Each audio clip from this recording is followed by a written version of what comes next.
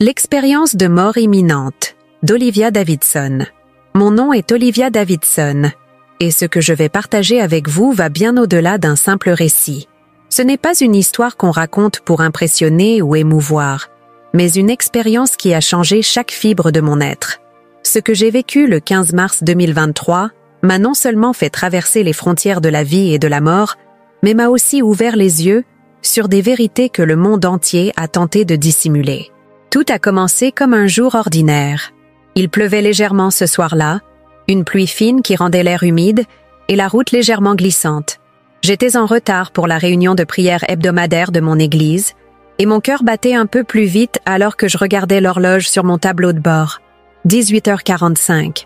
J'avais promis à sœur Martha que j'ouvrirais la réunion avec une prière et je ne voulais pas la décevoir.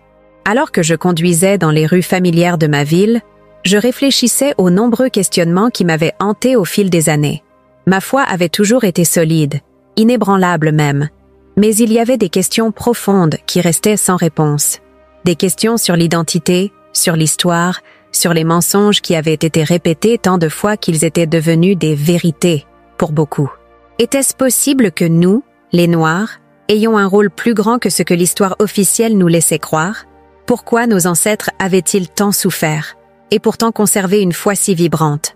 C'est alors que tout bascula. Je m'approchais de l'intersection de Maple et Oak Street, un carrefour que j'avais traversé des centaines de fois sans incident. Pourtant, ce soir-là, un camion surgit de nulle part, brûlant un feu rouge à une vitesse terrifiante. Mon instinct prit le dessus. Je serrai le volant, essayant d'éviter l'impact. Mais il était trop tard. Le bruit fut assourdissant. Un fracas métallique, le crissement des pneus, le verre éclaté qui volait dans toutes les directions. Mon corps fut projeté violemment en avant, et dans une fraction de seconde, tout devint silence. Un silence profond, lourd, comme si le temps lui-même s'était arrêté. Et c'est là que je me suis rendu compte que je n'étais plus dans mon corps. Je flottais, comme suspendu dans l'air, regardant la scène en contrebas. Mon véhicule était écrasé, tordu sous l'impact, et je pouvais voir mon propre corps inerte à l'intérieur.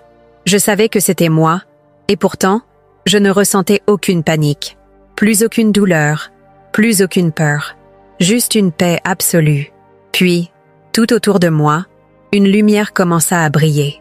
Pas une lumière aveuglante comme on pourrait l'imaginer, mais une lueur chaleureuse, enveloppante, plus douce que n'importe quel lever de soleil. Cette lumière n'était pas seulement visible, elle se ressentait. Elle était vivante. Elle portait une présence, une essence divine qui surpassait tout ce que mon esprit humain pouvait concevoir. Dans cette lumière, un sentiment m'envahit, un amour si profond et inconditionnel que je sentais chaque partie de mon âme vibrer à l'unisson avec lui. C'était une sensation au-delà des mots, une paix absolue, une harmonie parfaite. Il n'y avait plus de peur, plus d'incertitude. Seulement une certitude inexplicable que j'étais exactement là où je devais être. C'est alors que je l'ai vu. Devant moi, au centre de cette lumière infinie, se tenait Jésus-Christ lui-même. Son apparence était à la fois familière et indescriptible. Il ne ressemblait pas aux représentations figées que nous voyons dans les peintures ou les sculptures. Il était au-delà du temps, au-delà de l'imaginable. Son regard, ses yeux, ils portaient en eux une profondeur infinie, une sagesse ancienne, un amour pur et puissant. Il n'avait pas besoin de parler pour que je comprenne ce qu'il ressentait pour moi. Mais quand il ouvrit la bouche, chaque mot résonna dans tout mon être. « Bienvenue, Olivia ». Sa voix était une cascade d'amour et d'autorité mêlée, douce et pourtant inébranlable, chaleureuse, mais portant une puissance absolue. Je voulais parler, mais je ne pouvais pas. Je n'avais pas besoin de mots, car il lisait déjà dans mon âme. Il y a des vérités que tu dois connaître. À cet instant, des larmes silencieuses coulèrent sur mon visage spirituel. J'avais toujours cru, j'avais toujours prié, j'avais toujours cherché à comprendre Dieu du mieux que je pouvais. Mais là, je me tenais devant lui, et rien ne pouvait me préparer à ce qui allait suivre. Il fit un pas vers moi, et à cet instant, toute mon existence prit un sens nouveau. Des vérités qui ont été cachées depuis trop longtemps doivent maintenant être révélées. Je sentis une vibration dans l'air, une anticipation sacrée. Puis, sans même que je le demande, les réponses que j'avais toujours cherchées commencèrent à apparaître devant moi. Je ne savais pas encore ce que Jésus allait me montrer, mais au plus profond de mon être, je savais que rien ne serait plus jamais pareil. Le voile de l'illusion s'apprêtait à être levé, et ce que j'allais découvrir changerait non seulement ma vie, mais aussi celle de tous ceux qui entendraient mon témoignage. Ce que Jésus s'apprêtait à me révéler était une vérité que le monde entier avait tenté d'enterrer. Mais le temps du réveil était enfin arrivé. La révélation de la véritable héritage spirituel des Noirs. Alors que je me tenais devant Jésus, mon esprit était submergé par une paix indescriptible. Chaque fibre de mon être vibrait sous l'intensité de sa présence. J'aurais voulu rester ainsi pour l'éternité, baigné dans cette lumière, mais je savais qu'il avait quelque chose d'important à me montrer.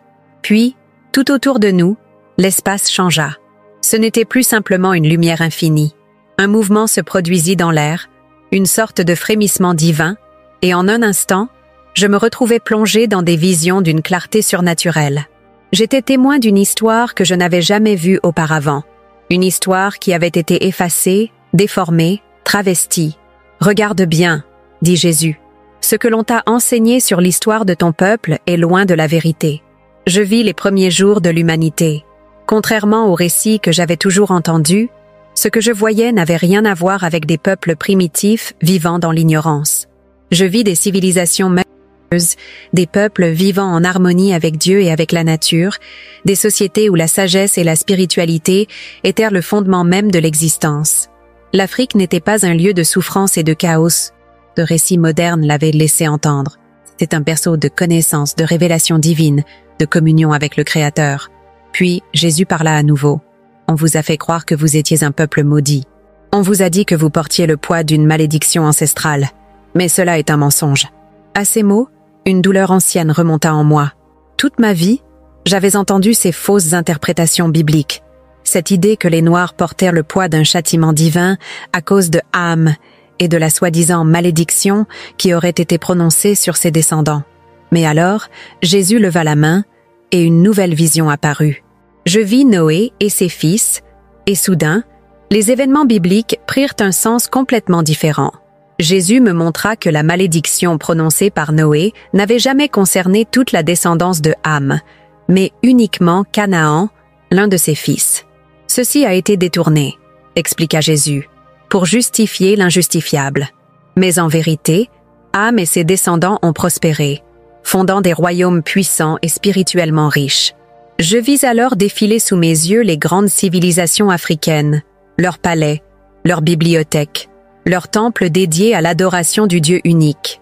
Des rois, des prêtres, des prophètes marchaient parmi leurs peuples, enseignant des vérités profondes sur la nature de Dieu et la création. Je vis des gens qui vivaient dans une connexion constante avec le divin, comprenant l'équilibre de l'univers, reconnaissant la voix de Dieu dans la nature et dans l'âme humaine. Ton peuple, poursuivit Jésus, avait une relation avec moi bien avant que beaucoup d'autres nations ne me connaissent. Puis, une autre scène apparut devant moi. Je vis des marchands venant de l'Est et de l'Ouest, traversant les déserts et les mers pour venir apprendre auprès de ces sages africains. Je vis des érudits étudier les étoiles, comprendre les cycles du temps, découvrir des lois naturelles que l'humanité mettrait des siècles à redécouvrir. Ces hommes et ces femmes n'étaient pas des esclaves ou des êtres inférieurs, comme l'histoire moderne voulait le faire croire. Ils étaient des pionniers de la connaissance divine. Et pourtant, tout cela avait été effacé. Jésus me regarda avec tristesse. On a caché cette vérité parce que la reconnaissance de ton peuple aurait bouleversé l'ordre du monde. Mais le temps est venu de restaurer ce qui a été perdu. Puis, les visions changèrent encore une fois. Je me retrouvais projeté à travers les âges, assistant à un bouleversement brutal. Les civilisations que j'avais vues étaient attaquées, détruites, pillées. Des forces étrangères arrivaient, emportant avec elles non seulement les richesses matérielles, mais aussi la mémoire et l'identité spirituelle de ces peuples. Je vis des livres sacrés brûlés, des traditions interdites, des noms effacés. Je vis des gens arrachés à leurs terres, enchaînés, vendus. Mais il y avait quelque chose d'encore plus terrible que la douleur physique de l'esclavage. On leur avait volé leur histoire. On leur avait fait croire qu'ils étaient des êtres sans passé, sans héritage, sans importance. Mais au milieu de toute cette souffrance, une chose demeurait intacte, la foi. Même dans les ténèbres de l'oppression, je vis des hommes et des femmes prier en secret, chanter des louanges qui résonnaient jusqu'au trône de Dieu. Le lien n'avait jamais été brisé. Jésus me montra alors l'impact de cette foi à travers les générations. Peu importe combien ils ont essayé de vous écraser, dit-il, ils n'ont jamais pu éteindre cette lumière que j'ai placée en vous. Et c'est là que je vis une dernière vision. Un avenir, encore flou, où les Noirs se relevaient, redécouvrant leur véritable identité, embrassant enfin la vérité de qui ils sont réellement. Ce que Jésus me montrait n'était pas seulement un passé oublié, mais un futur qui se préparait. Il est temps que la vérité soit révélée. Mon cœur battait plus vite, car je savais que ce que je venais de voir allait changer à jamais ma perception du monde. Jésus me regarda une dernière fois, avant que tout ne redevienne calme. « Tu dois raconter ce que tu as vu. » Et alors que la lumière autour de moi semblait vibrer avec une intensité nouvelle, je compris que ma mission venait de commencer. L'impact des révélations d'Olivia. Les visions s'évanouirent doucement, mais en moi, tout semblait encore en mouvement. Mon esprit, mon âme, tout mon être vibrait sous l'intensité de ce que je venais de voir. J'étais toujours devant Jésus, mais quelque chose avait changé. Il me regardait avec une profondeur infinie, comme s'il savait que mes pensées bouillonnaient, que mon cœur battait plus fort sous le poids de ces révélations. J'avais du mal à respirer. Que devais-je faire de tout cela? Ces vérités, cachées pendant des siècles, allaient à l'encontre de tout ce que j'avais appris, tout ce que l'on m'avait enseigné depuis mon enfance. Jésus fit un pas vers moi et posa sa main sur mon épaule. « Olivia, » dit-il d'une voix à la fois douce et inébranlable, « ce que tu viens de voir doit être partagé. » Je ressentis un frisson parcourir mon être. Partager ce message? Comment? Comment pouvais-je dire au monde que tout ce qu'on lui avait enseigné était déformé, manipulé, transformé en une vérité fabriquée? Mais Jésus me regarda avec amour, et en un instant, je compris. Il ne s'agissait pas d'une option. C'était un devoir, une mission. J'étais là, face à la vérité brute, et désormais, je ne pouvais plus me taire. C'est alors que Jésus me montra une autre vision. Je vis des hommes et des femmes à travers le monde, de toutes origines, qui entendaient ces révélations. Certains tombaient à genoux, en larmes, bouleversés par la clarté soudaine qui illuminait leur cœur. Mais d'autres réagissaient avec colère. « Tout le monde ne voudra pas entendre la vérité, » dit Jésus, « car elle dérange.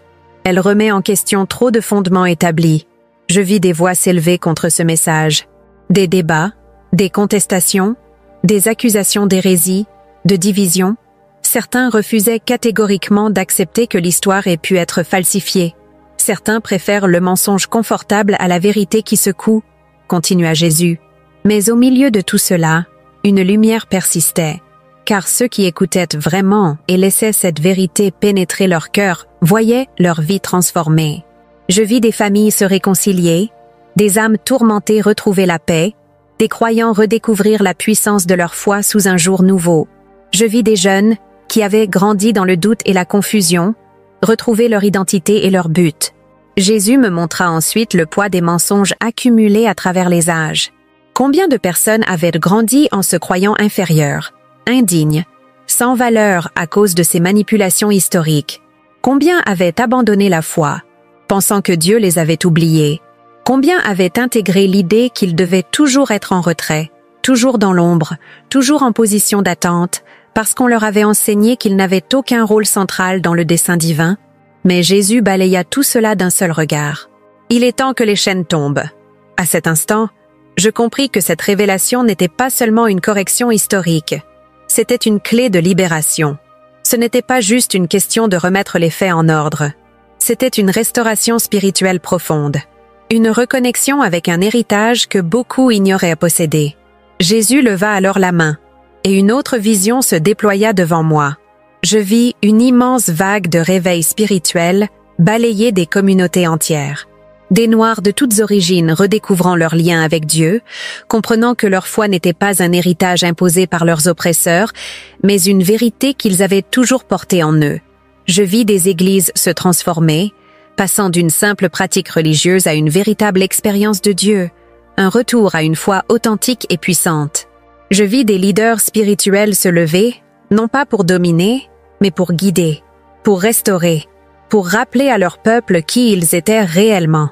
Puis, une autre scène m'apparut, et cette fois, Ce que je vis me brisa le cœur. Je vis des jeunes générations, désorientées, perdues, cherchant leur identité dans tout sauf dans Dieu. Certains la cherchaient dans la violence, d'autres dans la culture du désespoir, d'autres encore dans des idéologies sans fondement spirituel. Mais alors, une lumière surgit. Je vis des hommes et des femmes, touchés par cette révélation, prendre la parole et parler à ces jeunes, leur raconter l'histoire vraie, leur transmettre le feu spirituel qui avait été préservé malgré des siècles d'oppression. Et peu à peu, je vis ces jeunes changer. Ils relevèrent la tête. Ils comprenaient qu'ils n'étaient pas des égarés sans racines, mais les héritiers d'une lignée spirituelle précieuse, forgée par des siècles de foi inébranlables. Ils réalisaient que leur connexion à Dieu n'avait jamais été brisée, qu'ils n'étaient pas des spectateurs passifs de l'histoire, mais des acteurs essentiels dans le dessein divin. Et c'est là que Jésus me regarda à nouveau et me dit ces mots qui marquèrent mon âme à jamais. « Dis-leur qu'ils sont plus que ce qu'on leur a fait croire. Dis-leur que je les ai toujours vus, toujours aimés, toujours choisis. Dis-leur que le monde peut les oublier, mais que moi, je ne les ai jamais oubliés. » Et alors, il me montra une dernière chose. Je vis l'avenir, un avenir où ce message allait se répandre, où des millions de personnes allaient ouvrir les yeux et comprendre. Un avenir où les Noirs allaient retrouver leur place, non pas comme des victimes, mais comme un peuple fort, porteur d'un héritage divin puissant. Un avenir où ce réveil allait toucher bien au-delà des frontières raciales, où cette vérité allait apporter la guérison non seulement aux Noirs, mais au monde entier. Puis, les visions s'effacèrent, et dans le silence de cet instant sacré, je compris ma mission. Ce que je venais de voir n'était pas une simple révélation personnelle. C'était un appel à l'action, un cri du ciel, une voix divine disant « Il est temps ». Alors que Jésus me fixait avec une intensité infinie, je savais que je ne pouvais plus reculer. J'étais prête à témoigner, prête à dire au monde que la vérité était enfin là, et que plus rien ne serait jamais comme avant. La véritable identité des Noirs. Le silence qui suivit ces visions était plus profond que tout ce que j'avais ressenti jusque-là. C'était comme si le monde entier retenait son souffle, suspendu à cette vérité qui venait d'être révélée. Mon esprit bourdonnait encore sous le choc de ce que j'avais vu. L'histoire que l'on nous avait racontée était fausse. Ce que nous avions toujours cru être un poids, une malédiction, une souffrance injustifiée, était en réalité une bénédiction cachée sous des siècles de mensonges. Jésus me regarda avec intensité, et je sentis son amour envelopper chaque fibre de mon être.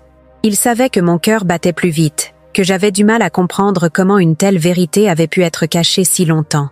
Alors, il parla, et sa voix résonna comme un écho éternel. « Il est temps que ton peuple se réveille. » À cet instant, une nouvelle vision s'ouvrit devant moi. Je vis un immense livre d'histoire, ses pages jaunies par le temps, son encre effacée par des mains invisibles qui avaient réécrit l'histoire au fil des siècles. Des paragraphes entiers avaient été arrachés, des noms effacés, des exploits spirituels oubliés. Puis, soudain, le livre se mit à se reformer devant moi. Des lettres dorées réapparurent, révélant une histoire ancienne, riche, glorieuse. C'était l'histoire cachée des Noirs. Jésus me montra des hommes et des femmes remplis de sagesse et de puissance spirituelle, marchant dans une profonde communion avec Dieu. Je vis des prophètes, des rois, des enseignants, portant un savoir que le monde moderne avait tenté d'effacer. Je vis Moïse en Égypte, entouré de sages africains qui connaissaient déjà les lois naturelles et spirituelles.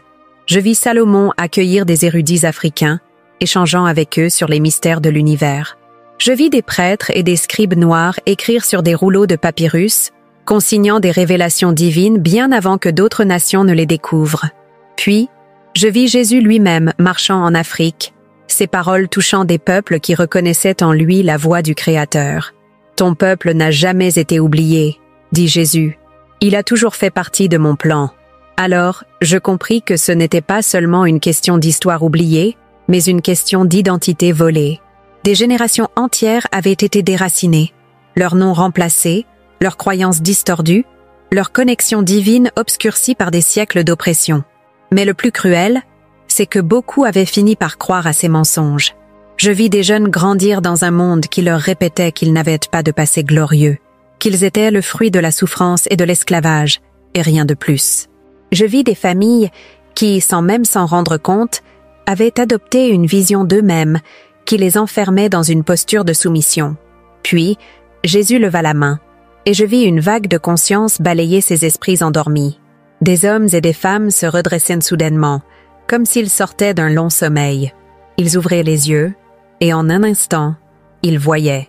Ils voyaient qu'ils n'étaient pas des opprimés sans avenir, mais des héritiers d'une lignée spirituelle puissante. Ils comprenaient que leur foi n'était pas une conséquence de leur oppression, mais une richesse qu'ils avaient toujours portée en eux. Ils réalisaient que ce qu'ils avaient pris pour une faiblesse, leur résilience, leur capacité à prier dans la douleur, à chanter l'espoir même dans la nuit, était en fait leur plus grande force.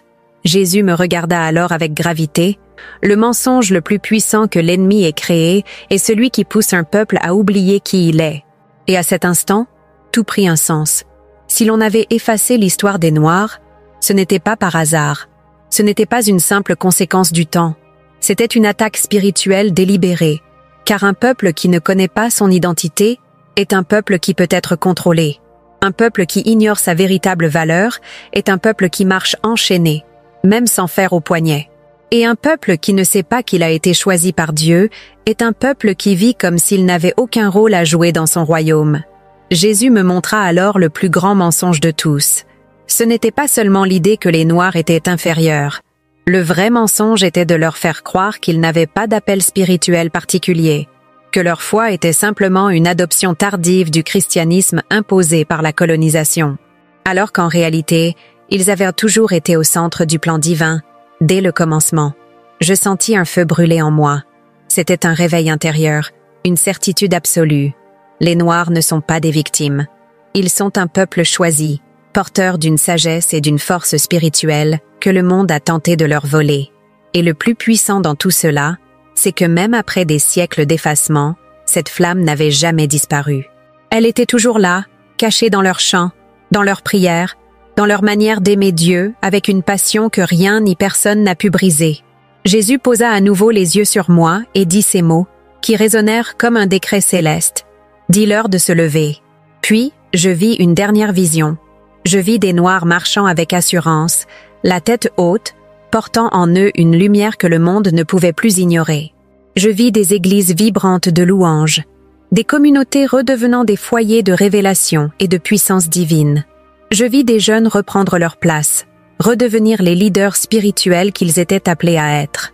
Je vis des familles reconstruire leur identité, se reconnecter avec leur héritage divin, comprendre que leur foi était leur plus grand trésor. Et à cet instant, je sus que quelque chose d'irréversible venait de commencer. Ce n'était plus une question d'histoire oubliée. C'était une question de renaissance. Le réveil avait commencé, et rien ne pourrait plus jamais l'arrêter. Le rôle des Noirs dans le royaume de Dieu. Le silence qui suivit cette révélation était chargé d'une intensité divine. Mon cœur battait encore sous le choc de ce que j'avais vu. L'identité des Noirs n'avait jamais été une malédiction, mais une bénédiction délibérément cachée. Ils n'étaient pas des victimes passives de l'histoire, mais les porteurs d'une lumière spirituelle précieuse. Pourtant, une question brûlante me rongeait encore. Quel était leur rôle aujourd'hui? Et surtout, quel serait leur rôle dans le royaume de Dieu? Jésus me fixa avec une tendresse infinie, comme s'il connaissait déjà ma question avant même que je ne la formule. « Regarde », dit-il simplement. Et alors, les visions recommencèrent. Je vis un immense champ de bataille. Pas un champ de bataille physique avec des épées et du sang, mais un combat spirituel d'une ampleur que je ne pouvais pas mesurer. Deux forces s'affrontaient, celle des ténèbres, qui tentait de maintenir l'humanité enchaînée par la peur, la confusion et le mensonge, et celle de la lumière, qui luttait pour restaurer la vérité et l'identité divine des peuples. Au centre de ce combat, je vis les Noirs. Ils n'étaient ni des spectateurs, ni des victimes. Ils étaient des guerriers spirituels, placés en première ligne. Ils chantaient, priaient, proclamèrent la vérité avec une intensité qui faisait trembler les fondations de l'ennemi. Pourquoi eux? Demandai-je à Jésus, bouleversé par cette scène. Il sourit et répondit avec une douceur qui portait une puissance incommensurable. Parce qu'ils savent déjà comment survivre dans la tempête. Parce qu'ils ont été entraînés à tenir ferme quand tout semble s'écrouler. Je compris alors que ce qu'on avait appelé oppression, Dieu l'avait transformé en endurance spirituelle. Ce qu'on avait appelé souffrance, Dieu l'avait utilisé pour forger une foi inébranlable. Les Noirs avaient traversé l'esclavage, la ségrégation, les persécutions, l'injustice systémique, et pourtant, ils n'avaient jamais abandonné leur foi. Ils avaient prié dans les champs de coton, chanté des louanges dans des prisons, marché pour la justice en tenant leur Bible contre leur cœur.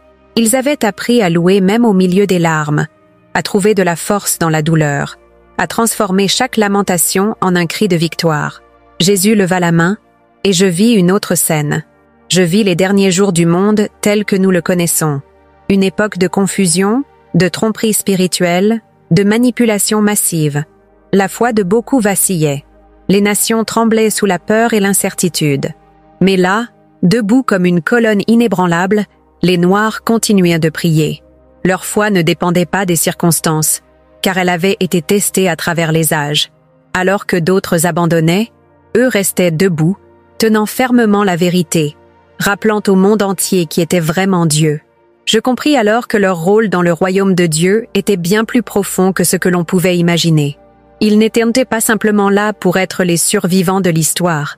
Ils étaient les gardiens d'une foi brute, authentique, puissante, des intercesseurs, des prophètes, des enseignants, des guerriers de l'esprit. Puis, une autre vision apparut. Je vis des églises en feu spirituel, des lieux où la puissance de Dieu se manifestait avec une intensité surnaturelle, des guérisons, des délivrances, des miracles. Je vis des jeunes noirs se lever avec un feu nouveau, proclamant la vérité de Dieu dans les nations. Je vis des leaders spirituels noirs marcher avec une autorité divine, non pas pour dominer, mais pour restaurer, pour reconstruire, pour rappeler au monde la voie oubliée de Dieu. Ce n'est pas un hasard si ton peuple a été placé dans l'adversité, continua Jésus. C'était une préparation, une formation, une élévation cachée. Puis, il dit quelque chose qui fit trembler mon âme. Ceux qui ont été les derniers seront les premiers. Je vis alors un futur que je n'aurais jamais imaginé. Użyj ich z wiarą i zobacz, jak Bóg przekształca twoje życie. Un futur où les Noirs ne mendièrent plus leur place, mais marchaient avec assurance dans l'appel que Dieu leur avait donné. Un futur où ils ne cherchaient plus la validation du monde, car ils savaient qu'ils avaient déjà l'approbation du ciel. Un futur où ils cessaient d'être vus comme des opprimés et étaient reconnus comme des piliers spirituels du royaume de Dieu. Puis, soudainement, la vision changea une dernière fois. Je vis Jésus revenir, et parmi ceux qui l'accueillaient avec des chants de triomphe, les Noirs occupaient une place particulière. Non pas par favoritisme, non pas par supériorité, mais parce qu'ils avaient appris, plus que quiconque, ce que signifiait persévérer jusqu'à la fin. Jésus me regarda et déclara avec une solennité divine, « Le monde les a méprisés, mais moi, je les ai honorés. » Mon cœur se serra, submergé par l'émotion. Tout était clair maintenant. Le combat, les larmes, les luttes, les injustices, tout cela n'avait jamais été une condamnation. C'était une préparation pour une gloire plus grande. Un peuple qui avait appris à aimer même lorsqu'on le haïssait, à espérer même lorsqu'on voulait l'écraser, à croire même lorsque tout semblait perdu. Un peuple qui avait prouvé que la foi n'était pas une simple déclaration, mais une force qui traverse le temps, les chaînes et les générations. Jésus me fixa une dernière fois et dit avec une autorité indiscutable, « Dis-leur qu'ils ne sont pas oubliés. Dis-leur que leur place est déjà écrite dans mon royaume. Dis-leur que l'heure de leur révélation est venue. » Puis, d'un coup, tout devint silencieux. Je me tenais là, submergé par l'ampleur de cette vérité. Les Noirs ne marcheraient plus dans la confusion. Ils ne chercheraient plus leur place dans un monde qui avait tout fait pour les effacer. Ils savaient, maintenant. Ils étaient des piliers du royaume. Et plus rien ne pourrait jamais les faire douter de cela. Un appel à l'action. Les visions s'effacèrent lentement. Mais en moi, quelque chose venait de s'ancrer définitivement. Il n'y avait plus de doute possible. Les Noirs avaient un rôle spirituel immense à jouer. Et tout ce qu'ils avaient enduré n'avait pas été une malédiction, mais une formation divine pour l'avenir. Mais alors que cette vérité résonnait en moi, une question me frappa comme un éclair. Que devions-nous faire maintenant? Il ne suffisait pas de connaître la vérité. Encore fallait-il agir. Jésus me regarda, et je sentis son intensité pénétrer chaque fibre de mon être. Cette révélation n'est pas seulement pour toi, dit-il. Elle est pour ton peuple. Elle est pour le monde. Elle est pour cette génération et celles à venir. Je compris alors que tout ce que j'avais vu devait être annoncé. Mais Jésus savait ce qui m'attendait. Certains rejetteront ce message, dit-il. Ils préféreront croire aux mensonges qu'ils ont toujours connus. Mais il y en aura d'autres, d'autres dont l'âme est prête à entendre la vérité. Ce sont eux que tu dois atteindre. Mon cœur battait plus vite. J'étais prête à témoigner. Mais comment? Par où commencer? Jésus ne me laissa pas le temps de douter. Il y a 3 choses que mon peuple doit faire immédiatement, déclara-t-il avec une autorité divine. Premièrement, accepter la vérité et rejeter les mensonges du passé. Je vis des hommes et des femmes dont les esprits étaient encore enchaînés par des idées erronées, par cette croyance invisible mais écrasante qui leur disait qu'ils n'étaient pas assez, qu'ils ne valaient pas autant, qu'ils n'avaient aucun rôle à jouer dans le dessein divin. Mais soudain, quelque chose changea. Une flamme de compréhension s'alluma dans leur cœur, et en un instant, ils réalisèrent qu'ils avaient été trompés. Je vis des générations entières se libérer d'un poids qu'elles avaient toujours porté sans savoir pourquoi. Je vis des hommes redresser leurs épaules, des femmes marcher avec assurance, des jeunes comprendre enfin qu'ils n'étaient pas le fruit du hasard, mais des héritiers d'une mission sacrée. Jésus déclara avec force, « Rejetez les chaînes invisibles, rejetez les paroles qui vous ont enfermés. Rejetez l'idée que vous devez attendre l'autorisation du monde pour marcher dans votre appel. » Je sentis une force nouvelle m'envahir. Il fallait briser ces croyances fausses une bonne fois pour toutes. Les Noirs ne devaient plus se voir à travers le prisme de la souffrance uniquement, mais à travers la puissance spirituelle qu'ils avaient toujours portée en eux. Deuxièmement, partager la vérité avec audace et sans peur. Une nouvelle vision apparut devant moi. Je vis des hommes et des femmes raconter ces révélations à leurs familles, à leurs amis, à leurs églises. Je vis des jeunes utiliser leur voix pour réveiller leur génération, des prédicateurs abandonner les sermons vides pour prêcher une parole remplie de feu et de vérité. Je vis des artistes, des écrivains, des enseignants, des entrepreneurs, tous inspirés par cette révélation, tous portant en eux la mission de la diffuser au plus grand nombre. Mais au milieu de cette vague de réveil, je vis aussi l'opposition. Certains étaient moqués, d'autres attaqués, d'autres encore exclus de leur communauté. Mais Jésus ne montra aucune peur. Ceux qui parlent en mon nom ont toujours été rejetés. Mais n'oublie jamais ceci. La vérité finit toujours par triompher. Je vis alors un miracle spirituel. Malgré les obstacles, malgré les critiques, malgré la résistance, la vérité continuait de se propager. Rien ne pouvait plus l'arrêter. Troisièmement, vivre selon cette vérité, pleinement et sans compromis. Jésus me montra ensuite ce qui arriverait si son peuple acceptait pleinement cette révélation et commençait à vivre selon elle. Je vis des familles entières transformées, des communautés se réconcilier, des hommes et des femmes reprendre leur place comme leaders spirituels, enseignants, visionnaires. Je vis une nouvelle génération se lever, une génération sans peur, remplie de foi et d'audace, qui ne cherchait plus l'approbation du monde, mais seulement l'approbation de Dieu. Et surtout, je vis les Noirs marcher avec une dignité divine qu'on ne pourrait plus jamais leur enlever. Ils ne demandaient plus la permission d'exister, d'être vus, d'être entendus. Ils savaient qui ils étaient, et cela changeait tout.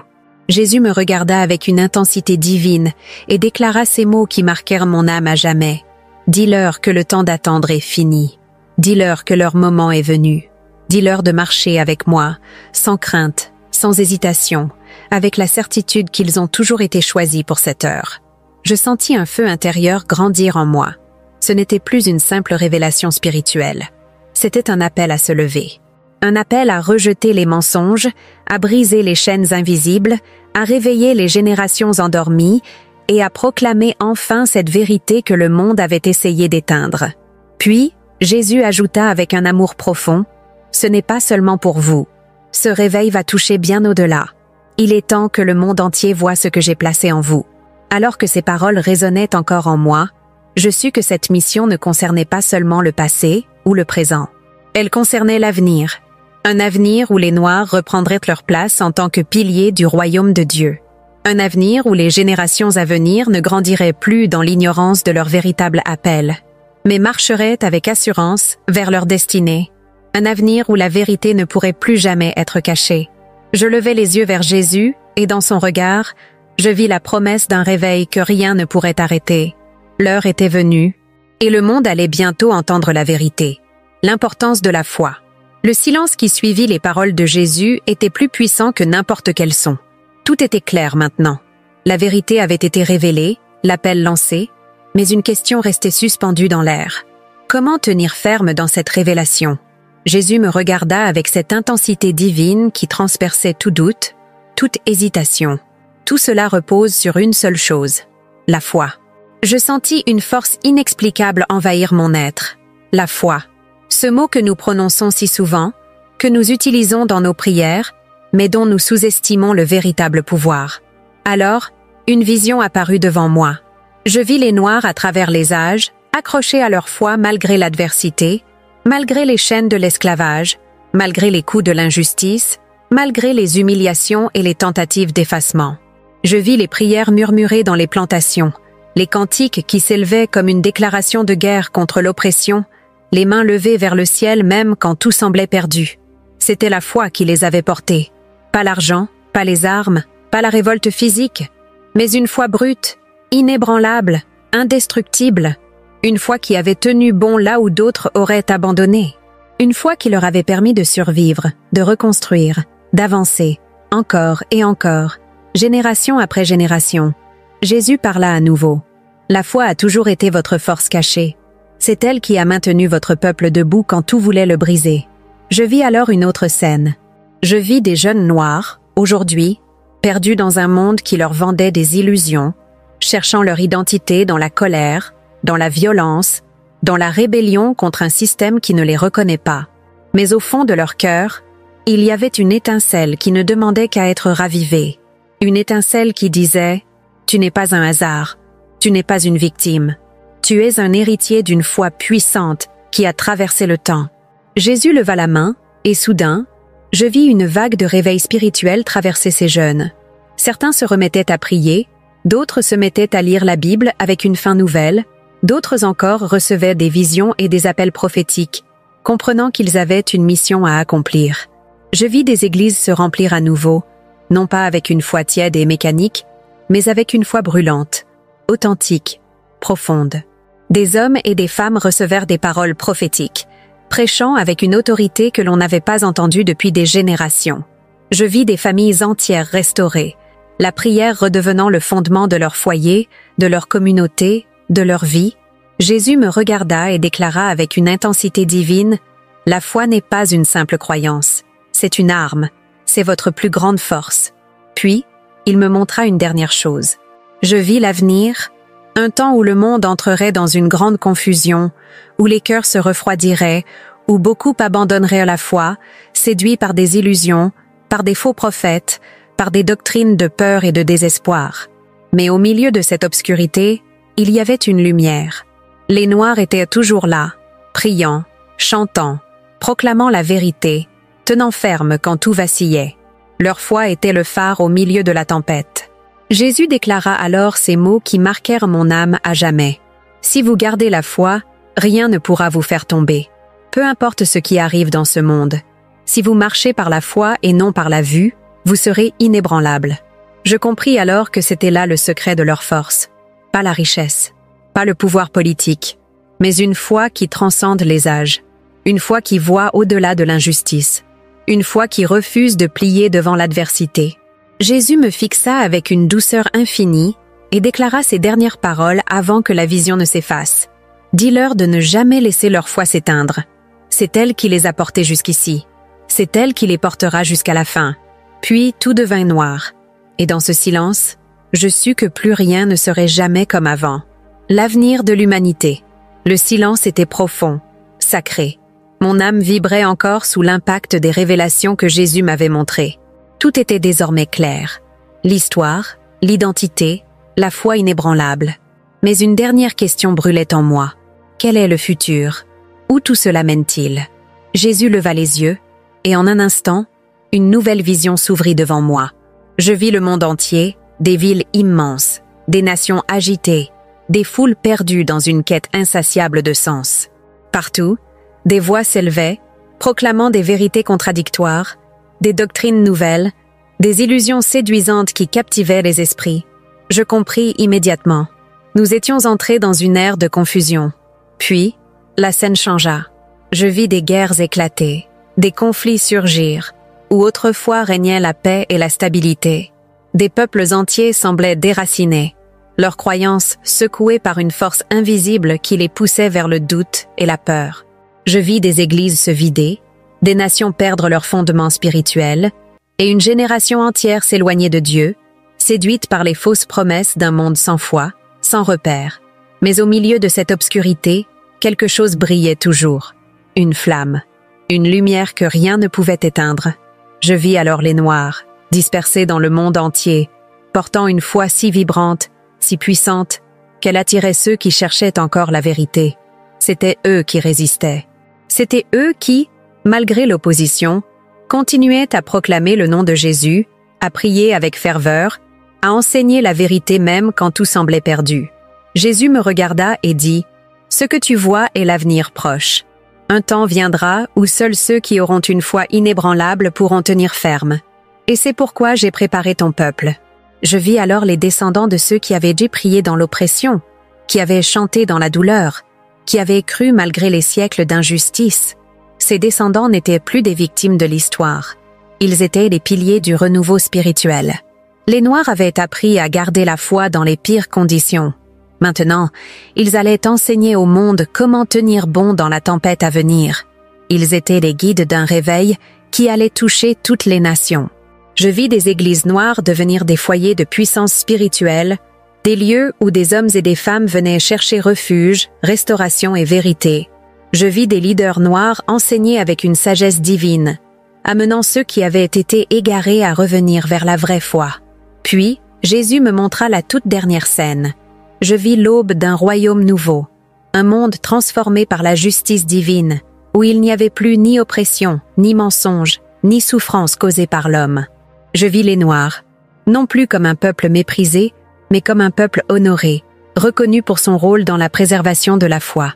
Et alors, Jésus dit ces mots qui marquèrent mon âme à jamais. « Tu as vu l'avenir, Olivia. Ce réveil commence maintenant. Mais dis-leur ceci, ils doivent être prêts. Ils doivent marcher avec moi, sans crainte, sans hésitation, car ceux qui tiendront jusqu'à la fin recevront la couronne de gloire. » Puis, tout disparut dans une lumière éclatante. J'ouvris les yeux dans un lit d'hôpital. Les machines clignotaient autour de moi. Des médecins me fixaient avec des regards incrédules. « Vous avez été morte pendant 15 minutes, » murmura l'un d'eux. Mais je savais que ce n'était pas une simple survie. J'étais revenue avec une mission. Un appel divin que rien ni personne ne pourrait arrêter. Le monde devait entendre cette vérité. L'heure était venue. Et rien ne serait plus jamais comme avant.